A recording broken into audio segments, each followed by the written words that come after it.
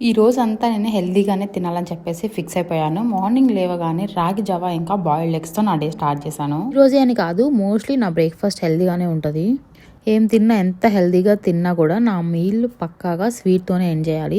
కానీ ఈరోజు చాలా చాలా కంట్రోల్ చేసుకొని ఏం తినకుండా ఉన్నాను. అండ్ దెన్ ఒక 1-2 అవర్స్ తర్వాత ఆరెంజెస్ తిన్నాను. ఫస్ట్ ఆరెంజెస్ తినేసి తర్వాత పెప్పర్మెంట్ టీ తాగాను. ఇట్స్ లైక్ గ్రీన్ టీ లాగే అనుకుంటాను. గ్రీన్ టీలోని ఇది ఒక ఫ్లేవర్ అనమాట.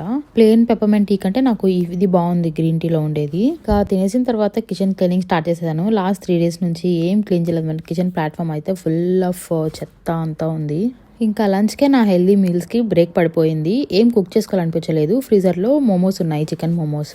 కుక్ చేసే పని ఉండదని చెప్పి మోమోస్ తిందామని ఫిక్స్ అయిపోయాను. ఇవి చికెన్ మోమోస్ ఓవెన్లో కూడా పెట్టేసేయచ్చు, కానీ స్టీమ్ చేస్తే చాలా మంచిగా ఉంటాయని చెప్పేసి నేను రైస్ కుక్కర్లో స్టీమ్ చేసేసాను.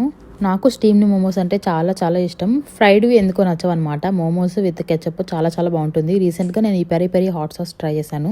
Hot sauce chilli sauce something ఏదో నా ఫేవరెట్ అయిపోయింది. ఇవి ఇన్స్టెంట్ మోమోస్ అయినా కూడా చాలా టేస్టీగా ఉన్నాయి. ఇవి ఒక ప్యాక్లో 12 వచ్చాయి ఫ్రోజన్ మోమోస్. కానీ అసలు ఫ్రోజన్ మోమోస్లా లేవు, చాలా ఫ్రెష్గా ఉన్నాయి. వేడి వేడి మోమోస్ మైనస్ ఇంకా పెరి పెరి సాస్ చాలా చాలా బాగున్నాయి. ఈ పెరి పెరి వచ్చేసి M&S అనమాట.